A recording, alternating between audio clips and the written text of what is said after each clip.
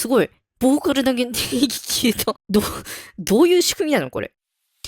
どうも、バーチャルトラックメーカーのミディです。なんとですね、今9月6日なんですが、今日新しいオゾン11が発表されたんですよね。オゾンって何かっていうと、自分がめちゃめちゃ本当に使っている、本当に3本の指に入るぐらい使っている、マスタリングという工程に使うプラグインになります。で、これ何がすごいかっていうと、AI が楽曲を分析してくれて、最適なバランスになるように楽曲を調整してくれるっていうめちゃめちゃすごいツールなんですよ。自分は10使ってるんですが、11が新しく出たということで、じゃあ実際に10と比べて11は何が変わったのかっていうのを最速レビューしていきたいと思います。それでは見てみましょう。立ち上げ時になんかオゾン11って出るようになったんだね。で、最初立ち上げた時、10の方は EQ とかが最初から入ったんだけど、それもなしになってるっぽいね。じゃあ実際に何が変わったのかちょっと新しいモジュール見ていきましょうか。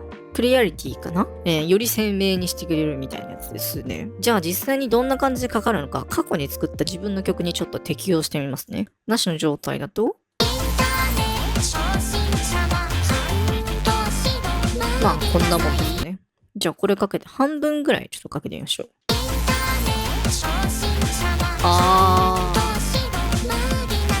なんかすごい肺が明るくなった気がする。これだいぶ違うかも。なんだろう、ハイハンターとかそのすげえ上の広域がね、なんかちょっと抜けが良くなったように感じましたね。まあ多分かけすぎるとだいぶ破綻すると思うんで、基本的にね、あんまかけない方が良いと思います。じゃあこの次、ステムフォーカスってやつ試してみましょうか。おそらくここの上のことですよね。じゃあ試しにボーカルにコンプレッサーと EQ をかけてみるっていうのをやってみましょうか。例えば、ヴィンテージコンプで、これで EQ かけたら多分、適当にじゃあ、ハイパスとかかけて分かりやすいにちょっとやってみるか。すごい。ボーカルだけ電気消えた。すごいぞ、これ。ボーカルのロー削ったらちゃんと消えてなくなるんだけど。じゃあちょっと試しにドラムやってみるか。ドラムの定域カットしたらどうなるこれ。すごいじゃん。ベースはちゃんと残ってるのにドラム消えるんだけど。ベースはあったら次ドラムだけで低音ちゃんと残るってことだよね。すごくないこれ。ちゃんとキック残ってるけど、ベースだけ消えるぞ、これ。ちゃんと適用されてる。これすごくないどういう仕組みなのこれ。じゃあ次行ってみますか。トランジェントとサステインいじるやつ。トランジェントとサステインをいじるやつやってみましょう。何やらね、EQ とかにね、このいつもステレオとか MS 処理とかあるとこに、新しくトランジェントサステインってやつが追加されてんだよね。で、これ見てみると、つまりアタックの部分と余韻の部分で、おそらくこれ EQ かけたりできるってことじゃないかな。面白いね、これ。トランジェントだけに、この低音を思いっきり追加したらどうなんだろう。このキックのドンドンドンってアタックの音が強調されてるのかな。逆にじゃあこれちょっとやめて、サスティーンの部分に追加したらどうなんだこれ。なるほどね。トランジェントのやつをなんか低音強調させたりすると、例えばキックのアタックの成分だけすごい低音出て、なんか気持ちいいキックになったりするかもしれない。そういう用途に多分使えるんじゃないか。これちょっと使い道いろいろあって面白そう。今後研究してったらいい使い道になりそうな気がしますね。面白い。あと、ボーカルバランスなんですけど、ミックスのアシスタントのやつやったらいけるんじゃないかなと思ってます。ちょっと試しにアシスタントで読み込ませて全自動でマスタリングしてもらいます。こんな感じでね、サビを読み込ませます。これが新しい画面のやつなんだな。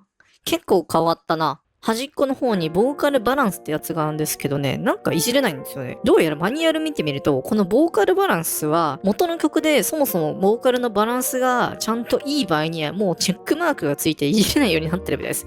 逆にじゃあすごい変なミックスしてたら多分おそらくここがいじれるって感じなんだろうね。これチェックマークついてたら認証マークみたいな感じだけど問題ない音源っていうことになるんだろうね。で今気づいたんだけどさ、この AI に読み込ませた時のさ、このモジュールの配置っていうかさ、前後パターンが結構変わってるんだよね。確かさ、オゾン10だとさ、こんな感じで、イコライザー、スタビライザー、インパクト、イメージャー、ダイナミックス、マキシマイザーしか入んないんだよ。これどうやっても最初 AI に読み込ませたらね。でも、オゾン11になって、さらになんか初期で AI が勝手に判断してやってくれる量がかなり増えた気がするんだよね。これね、インパクトもね、マックスまで基本的にね、オゾン10ね、かかって結構不自然だったんだよね。だからいつも自分は50%とか30%にしてこれ自動でなんか100%じゃないようにしてくれてんね。で、ダイナミックス EQ がちょっと見やすくなってる気がすんな。うん。結構見やすくなってて、こっちの方が使いやすそうな感じもしますね。で、それからマキシマイザー。これだね。新しく入ったかな。アップワードコンプレスかな。オゾン10と11で調整して聞き比べてみましょうか。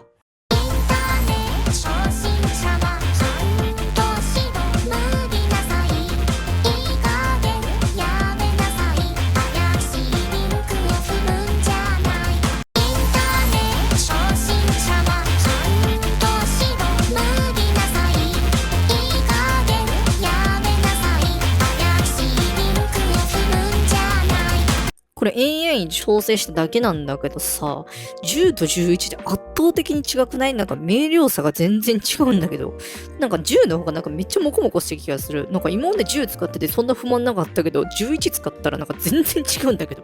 これさ、8から9とか9とか10にした時も感じたんだけどさ、1世代ごとに大して変わんないだろうと思ったけど、なんかめちゃめちゃ変わるんだけど、11のが圧倒的にいいんだけど。てか多分ね、このクリアリティとかそこら辺のやつがね、モジュールがすごい効いてる気がすんだよな。なんか全然抜け感っていうか、全然違う。なんか一段階自分の曲綺麗になった、良くなった感じがする。すごいね、これ。さて、最速レビューということでお届けしましたが、いかがだったでしょうか？特にね、10から11の変わりようがめちゃくちゃすごい。すごいね、楽曲がよりクリアになった感じがして、めちゃめちゃ好きです。